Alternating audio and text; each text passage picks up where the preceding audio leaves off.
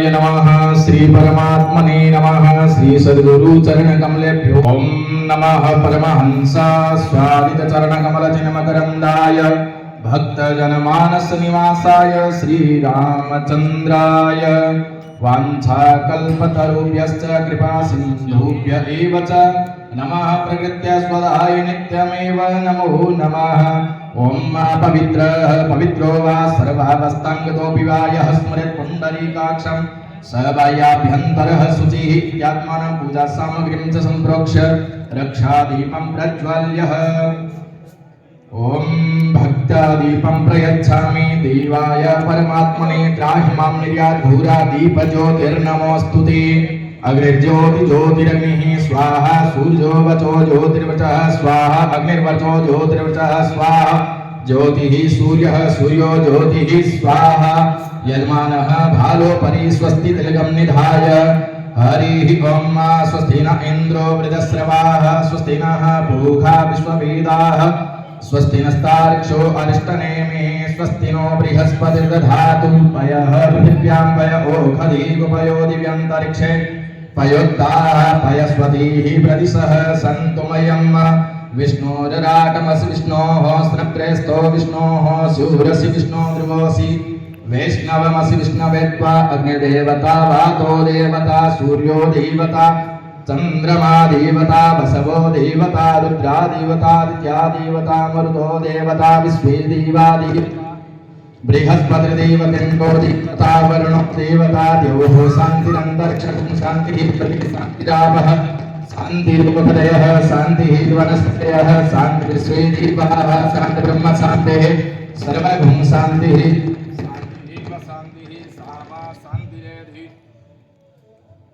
जतः समीहसे ददोनो अभयं कुरु सन्नः कुरु प्रजाभ्यो भयं नः पशुभ्यः सुशान्तिर्भवतु सर्वारिष्टशान्तिर्भवतु श्रीमन्महागणाधिपतये नमः लक्ष्मीनारायणाभ्यां नमः उमामहेश्वराभ्यां नमो नमः हस्ते अक्षपुष्पाणि गृहीत्वा गणपतिसहित अंबिका देवी ध्यानं मा सरस्वती देवी ध्यानं मा ओम कस्तूरी तिलकं ललाटपटले वक्षस्थले कौस्तुभं नासाग्रीवरमौक्तिकं करतले वेणुकरे कङ्कणं सर्वाङ्गे हरिचन्दनं सुललितं कण्ठे च मुक्तावली गोपस्त्री परिवेष्टितो विजयते गोपालचूडामणेः अस्ति स्वस्तरुणी कराग्रविगलत् कल्पप्रसूनाप्लुतं वस्तु प्रस्तुत वेणुनादलहरि निर्वाण निर्व्याकुलम् स्रस्तनिबद्धनिर्विविलिसत् गोपी सहस्रावृतम् अस्तन्नस्तनतापवर्गमखिलोदारं किशोराकृतिः हस्ते अक्षपुष्पान् गृहीत्वा गणपतिसहित अंबिका देवी ध्यानं खरवं स्थूलतनं गजेन्द्रवदनं लम्बोदरं सुन्दरं प्रस्यन्तन्वदगण्डलुप्तमधुपव्यालुलगण्डस्थलं दन्तागातविदारितारिरुदिरे सिन्दूरशोभाकरं वन्दे शैलसुतासुतं गणपतिं सिद्धिप्रदं कामदम् भूर्भुवस्वः गणपते नमो नमः अंबिकाय नमो नमः ध्यानं समर्पयामि श्रीखण्डं चन्दनं दिव्यं गन्धार्घ्यं सुमनोहरं विलेपनं सुराश्रेष्ठ चन्दनं प्रतिगीयतां चन्दनाविलेपनं समर्पयामि अक्षतान्त पुष्पाणि पुष्पमालान्त्य सौभाग्यद्रव्याणि सुगन्धद्रव्यं समर्पयामि धूपम् आग्रापयामि प्रत्यक्षदीपं दर्शयामि अस्तु प्रक्षाल्य नैवेद्यं नाभ्या आसीदन्तरिक्षं शेषणो द्यौः समवर्तत पृथ्व्यां भूमिति सह श्रोत्रा तथा लोकान् कल्पयन् नैवेद्यं निवेदयामि आचमनीं जलं समर्पयामि प्राणाय स्वापानाय स्वाव्यानाय स्वाउदानाय स्वासमानाय स्वापंच प्राणभ्यः स्वाहा हाथ जोड़कर नमस्कार कर लेवे विघ्नेश्वराय वरदाय सर्वप्रियाय लंबोदराय सकलाय जगद्विदाय नागाननाय श्रुतियज्ञ विभूषिताय गौरीसुताय गणनाथ नमो नमस्ते नमस्कारं समर्पयामि बोले गजानंद गणेश भगवान की जय रिद्धि सिद्धि के दातार की जय। आप देख रहे हैं Nokha express news. Photographer association संगठन नोखा द्वारा स्नेह मिलन समारोह एवं नववर्ष अभिनंदन का कार्यक्रम स्थानीय पीजेपी भवन कान्हा महाराज की खेड़ी में आयोजित हुआ। समारोह में नोखा एवं आसपास के ग्रामीण क्षेत्र के लगभग 250 फोटोग्राफर शामिल हुए। कार्यक्रम का शुभारंभ मुख्य अतिथि वृत्त अधिकारी पुलिस हिमांशु शर्मा व नगरपालिका उपाध्यक्ष निर्मल कुमार भूरा ने दीप प्रज्वलन कर कार्यक्रम का आरंभ किया। इस कार्यक्रम में नोखा के वरिष्ठ फोटोग्राफर श्याम सोनी, रामलाल नागल, नरेंद्र आचार्य, प्रहलाद रानकावत, मनीराम दारा, प्रकाश माली, विष्णु जोशी, छोटू सेन, ओम पारीख, हनुमान सुथार, सुनील माल, संजय सेन इत्यादि उपस्थित रहे। इसके अलावा 11 नए सदस्यों ने कार्यकारिणी सदस्यों के रूप में सदस्यता ग्रहण की। इस अवसर पर मुख्य अतिथि हिमांशु शर्मा ने बताया कि आज के युग में फोटोग्राफी एक आवश्यक जरूरत हो गई है और एक अच्छे फोटोग्राफर को हर जगह सम्मान मिलता है। इसके अलावा उन्होंने साइबर क्राइम और नशे की प्रवृत्ति पर अंकुश लगाने की भी बात कही। कार्यक्रम अध्यक्ष निर्मल कुमार भूरा, नगरपालिका उपाध्यक्ष ने नोखा क्षेत्र के फोटोग्राफर को धन्यवाद देते हुए बताया कि आपके द्वारा सभी मांगलिक, सामाजिक व अन्य धार्मिक कार्य संपादित होते हैं और वह स्मृतियां हमेशा बनी रहती है। आप ईमानदारी, निष्ठा के साथ अपने काम में लग रहे। इसके साथ उन्होंने बताया कि आपके द्वारा की गई मांग फोटोग्राफी संगठन कार्यालय हेतु भूमि नगरपालिका द्वारा दिलाने की पूरा प्रयास करूंगा, जिस पर उपस्थित सदस्यों ने तालियां बजाकर उनका धन्यवाद ज्ञापित किया। स्नेह मिलन समारोह में कई स्पॉन्सर ने भाग लिया, जिसमें Nachna photo book, Bikaner SK colour lab, Nokha, Fizitech gimbal training workshop, dream city Bikaner, camera care, Canon camera और पीजेपी भवन मुख्य स्पॉन्सर रहे। इस अवसर पर कार्यकर्ताओं का भी सम्मान किया गया और संगठन से जुड़े सभी लोगों का प्रशस्ति पत्र देकर सम्मानित किया गया। समारोह में बीकानेर की मॉडल राखी ने फोटो शूट करवाए और मॉडलिंग के फोटो विभिन्न फोटोग्राफर्स ने खींचे। कार्यक्रम के आयोजक व संगठन के अध्यक्ष सुनील माल ने सभी अतिथियों का आभार व्यक्त किया। हनुमान सुथार के नेतृत्व में सभी कार्यकर्ताओं ने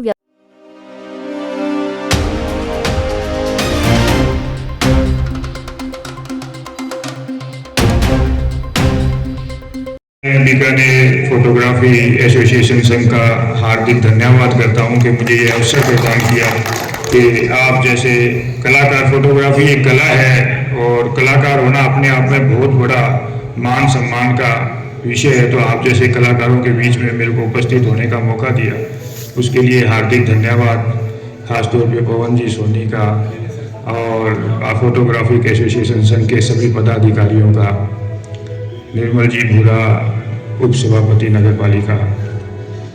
तो जैसा कि अपन सब जानते हैं कि बुक्स और फोटोग्राफी ये दोनों काफ़ी प्राचीन आर्ट है, किताबें लिखना और फोटोग्राफी करना। और समय के साथ में हमेशा ये दो ही आर्ट हैं जिन्होंने सारे चैलेंज, सारे उतार चढ़ाव, सारी तकनीकियों को पीछे छोड़ते हुए अपने आप को रिलीवेंट, समसामयिक रखा है। आज तक फोटोग्राफी चलती आ रही है, किताबें लिखी जा रही हैं, किताबें पढ़ी जा रही हैं, जबकि बीच में सिनेमा भी आया, सिनेमा के बाद में आजकल OTT भी आ गया, पर फिर भी किताबें आज तक समसामयिक है। जो लोग किताबों का, जो पढ़ने वाले लोगों का जो एक शौक है, जो प्रचलन है, वो चालू है। यही बात फोटोग्राफी के लिए भी कह सकते हैं कि फोटोग्राफी को पीछे से देखें तो वो रील वाला जमाना मेरा भी देखा हुआ है, काफ़ी पुराना आदमी हूँ मैं भी। जब रील आती थी कोडक जैसी कंपनियों की और पूरे दुनिया में एक छत्र राज होता था, उसके बाद आज वो रील तो म्यूजियम में देखने को मिल सकती है। शहर में 1 या 2 स्टूडियो होते थे। मेरे को गंगानगर में याद है ममता स्टूडियो और ऐसे 1-2 स्टूडियो होते थे जो भी अपने आप में बड़े प्रसिद्ध होते थे। पुरानी फोटोएं, जो अच्छे गुड लुकिंग बच्चे हैं, बड़े हैं, उनकी फोटोएं, उनके फोटो उनके स्टूडियो में प्रदर्शित रहती थी। तो वो एक मतलब शहर के मुख्य केंद्रों में माइलस्टोन के अंदर फोटो स्टूडियो हुआ करते थे। फिर आज ये मोबाइल आए जब से, तब से बहुत भारी परिवर्तन आया, डिजिटल फोटोग्राफी हो गई। उसके बाद लोगों ने देखा अब तो फोटोग्राफी का टाइम गया। कारण ये है कि कौन फोटोएं देखेगा, कौन एल्बम के पन्ने पलटेगा, जब मोबाइल में स्क्रॉल करते हुए 1-1 लाख फोटोएं आप एक मोबाइल में रख सकते हो। पर उसके बावजूद भी सैल्यूट है आप लोगों को कि आप लोगों ने इस नई तकनीकी से मुठभेड़ करते हुए इसको पार पाई। और आज भी शादी ब्याह में बिना फोटोग्राफर के, बिना बैंड के शादी हो सकती है, बिना फोटोग्राफर के शादी नहीं हो सकती। तो वो आप लोगों की जो कला है उसके मैं बहुत मतलब फैन हूँ उसका। और आप लोगों को का ये एक सैल्यूट है आप लोगों को कि आप इस दौर के अंदर भी इसको करते जा रहे हो। और अब तो नई नई चीज़ें आ गई, प्री वेडिंग शूट होने लगे और नई नई जैसे जैसे टेक्नोलॉजी बढ़ रही है उसमें टेक्नोलॉजी को आपने कभी भी अपना चैलेंज नहीं माना बल्कि अपने हथियार की तरह इस्तेमाल किया है। तो ये मुझे पूरी उम्मीद है और मैं बहुत आशावादी हूँ कि फोटोग्राफी एक आर्ट के तौर पे, एक प्रोफेशन के तौर पे हमेशा तरक्की करती रहेगी। और मेरी शुभकामनाएं हैं आप लोग इसी प्रकार तरक्की करते रहें और नई नई विधाओं से, नए नए रचनात्मक प्रयोगों से हम सभी को जीवन में रंग भरते रहें। अब इस मौके का उपयोग मैं एक जन जागरण के लिए भी करना चाहूँगा। अभी पुलिस का एक अभियान चल रहा है साइबर के प्रति साइबर फ्रॉड के प्रति जागरूक करने का। हम में से बहुत लोग साइबर फ्रॉड से आमना सामना हुआ होगा और जिन लोगों का हुआ है वो तो जानते ही हैं कि साइबर फ्रॉड कितना आम चलन में आ चुका है। जिनका नहीं हुआ उनको भी मैं बता दूं कि साइबर फ्रॉड बड़ा एक सामान्य चीज है, किसी के साथ कभी भी हो सकता है। तो सर्वप्रथम तो बचाव के बारे में मैं बताना चाहूंगा आप लोगों को। कोई भी फ्रॉड हो, अगर आपको या तो वो आप अपने आपको लालची बना करके आपके लालच का दोहन करेगा या आपकी चतुराई का दोहन करेगा। अगर आप लालची नहीं रहे और अपने आप को दूसरे से होशियार नहीं समझेंगे तो कभी भी आपको कोई नहीं ठग सकता, ऐसा मेरा मानना है। तो हमेशा यही होता है कि कोई कॉल आती है, अनजान नंबर से कॉल आती है और वो आपको बताते हैं कि साहब लॉटरी खुल गई। अब आप खुद ही सोचो यार, लॉटरी खुल जाएगी आपकी और आपको खुद को पता ही नहीं, टिकट आपने कभी खरीदा ही नहीं। कभी वो कहेंगे कि साहब पैसे हमारे पास एक्स्ट्रा पड़े हैं, आपके खाते में डाल दें क्या। तो यार पैसा तो कोई उधार ही नहीं देता मार्केट में जल्दी सी, और यहाँ पैसे ऐसे लोग भी मिल जाते हैं जो अनजान आदमी को पैसे खाते में डाल के दे रहे हैं। तो जब तक आप ऐसा नहीं सोचोगे कि सामने वाला मूर्ख है या फिर ये टकलू काटते हैं, वो भी सोना दिखाते हैं और पीतल बेचते हैं। तो यार सोना अगर कोई आदमी आपको बहुत सस्ते रेट में दे रहा है तो आपको सोचना चाहिए कि मेरे में ऐसी क्या खासियत है और सामने वाला इतना बेवकूफ क्यों है जो एक किलो सोने की सिल्ली लेने जितना तो इंटेलिजेंट है कि उसके हाथ में आ गई पर फिर ला करके उसको देने के लिए आप ही मिले। तो इन चीजों में अगर आप नहीं पढ़ेंगे तो कभी साइबर फ्रॉड का शिकार नहीं हो सकते। सबसे सर्वप्रथम तो बात यही है, अनजान फोन से कॉल आती है, किसी पे भरोसा करने की आवश्यकता नहीं है। किसी अनजान लिंक के ऊपर क्लिक नहीं करना है। अगर कोई अनजान लिंक आया था, कोई भी बात लिखी हो सकती है कि खोल के देखिए कुछ अच्छा देखने को मिलेगा या भगवान के दर्शन होंगे या कुछ भी XYZ, आप लिंक मत खोलिए, वो लिंक आपके मोबाइल को हैक कर सकता है। अनजान नंबर वाले व्यक्ति को किसी भी तरह का OTP आपके पास आता है मत लीजिए, मत शेयर कीजिए। फिर भी यदि आपके साथ में कोई साइबर फ्रॉड हो जाता है तो आमतौर पे लोग क्या है कि पहले तो रिश्तेदारों से पूछते हैं या तो वेट करते हैं कि शायद वो आदमी वापस पैसे डाल दे या उसी को फोन करके कहते हैं कि भैया पैसे वापस डाल दो। वो फिर कहता है कि साहब पैसे तो वापस डाल दूंगा पर उसके लिए और 500 रुपये लगेंगे, 1000 रुपये लगेंगे। फिर आप 1000 रुपये देते हो, फिर वो कहता है कि साहब 500 रुपये तो डिलीवरी चार्जेस लग जाएगा, फलाना लग जाएगा।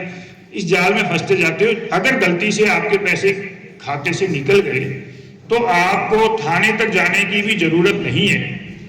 1930 तो यूनिवर्सल नंबर है, पूरे हिंदुस्तान में लागू है। आप 1930 फोन पे डायल करो, वो आपसे कुछ जानकारियां लेंगे, किस नंबर से फोन आया था, किस नंबर पे आपने पैसे ट्रांसफर किए हैं, किस तरह से आपके पैसे का ट्रांसफर हुआ है। और आप यकीन मानो बहुत प्रभावशाली है। हम हर महीने करोड़ों रुपए इस नंबर के जरिए लोगों के फ्रीज करवाते हैं, लोगों के खाते में डलवाते हैं, वापस गया हुआ पैसा वापस आता है। तो 1930 का उपयोग करो। 1930 से भी प्रभावी, अगर आप लोगों के पास में कॉपी पेन है तो लिख लीजिए, बीकानेर की जनता के लिए है सिर्फ। 7 नोट कर लीजिए, सिर्फ बीकानेर की जनता के लिए 24 घंटे ये नंबर चालू रहता है। 7877 045 498 78 77 045 498।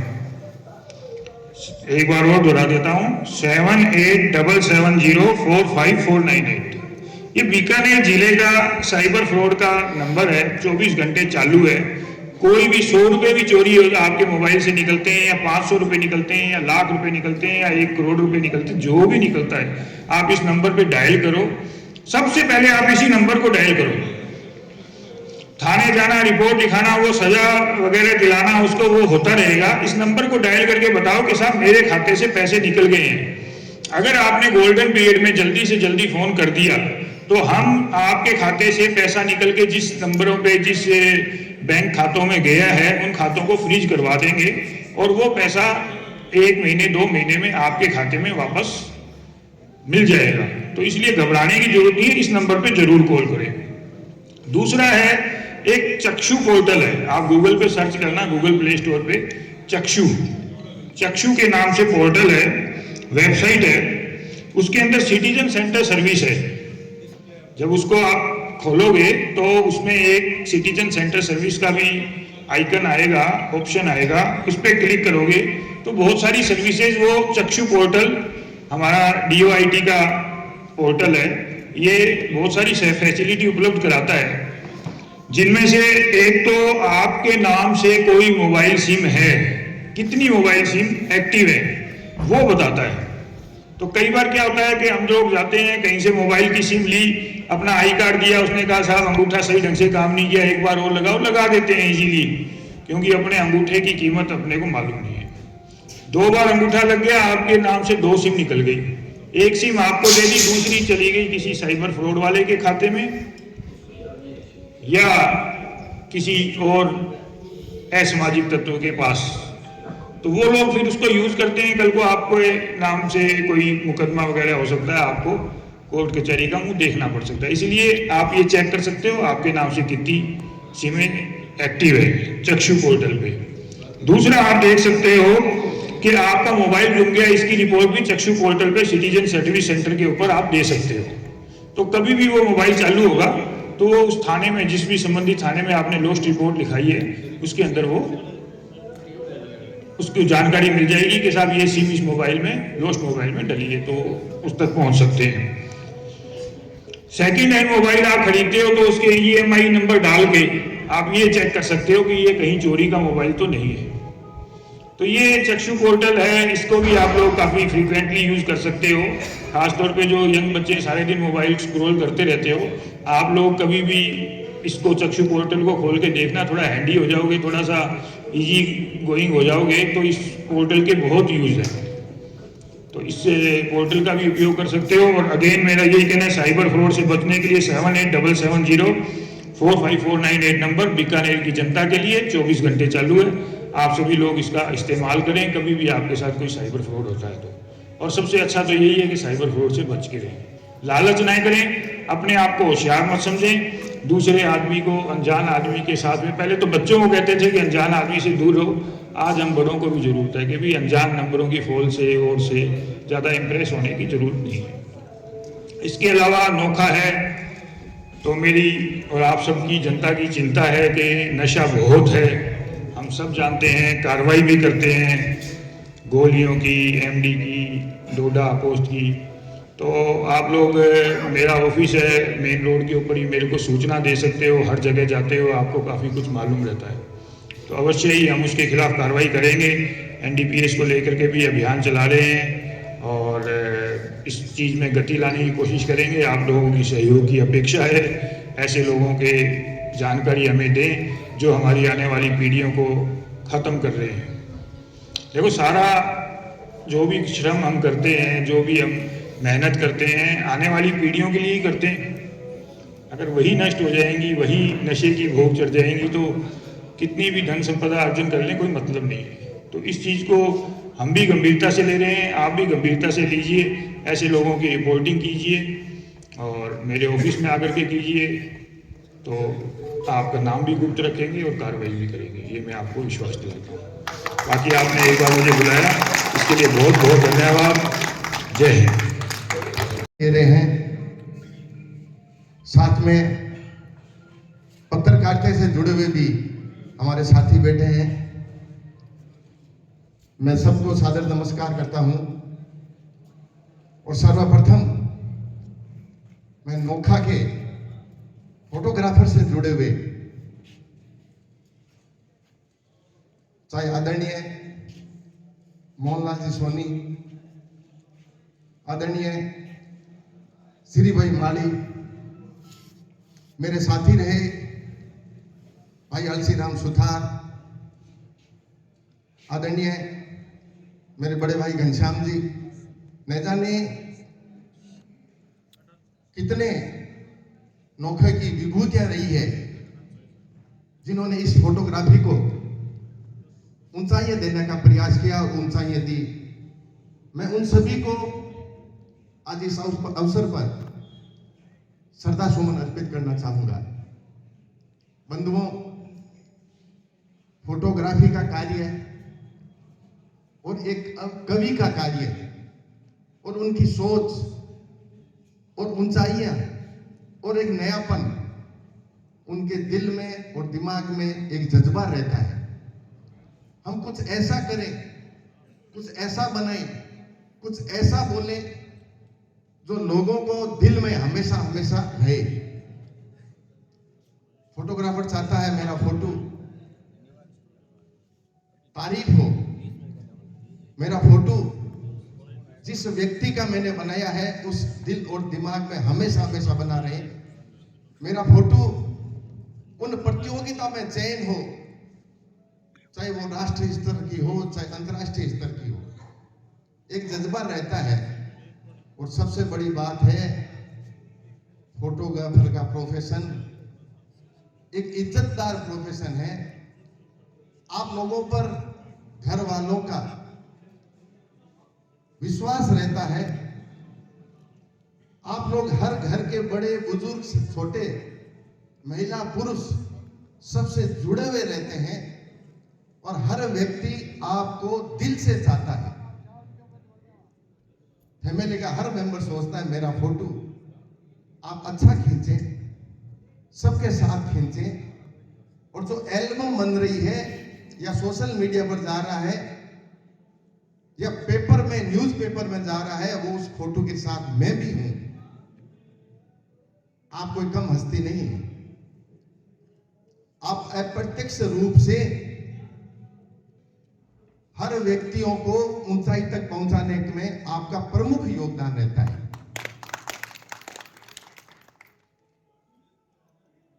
मैं तो देखता हूं, तो शहरों में जाते हैं तो हमारी बहनें भी आज फोटोग्राफी प्रोफेशन से जुड़ी हुई है, वो भी बढ़ चढ़कर भाग ले रही है। शायद नोखा में अभी तक यह प्रचलन शुरू नहीं हुआ है, या हुआ है तो भी कम हुआ है। फोटोग्राफर एसोसिएशन के प्रति मैं मंगल कामना करता हूं।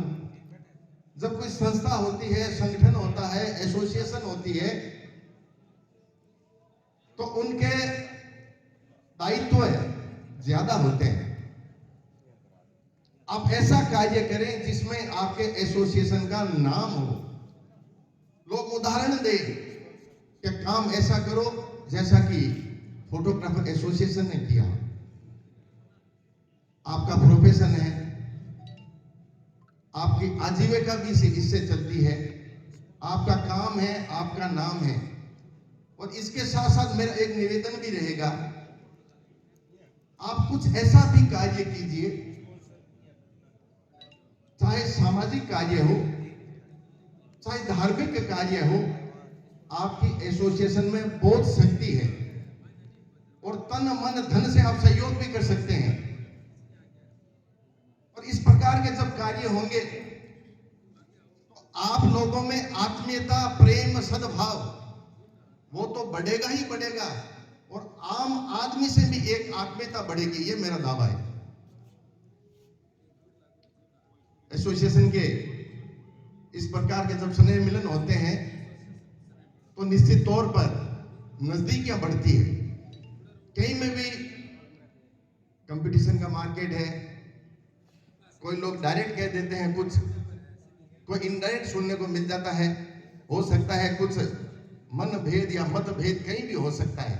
और जब इस प्रकार के आयोजन में एक साथ बैठते हैं, बात करते हैं, खाना खाते हैं, डिस्कशन करते हैं, वो भी दूरियां खत्म हो जाती है।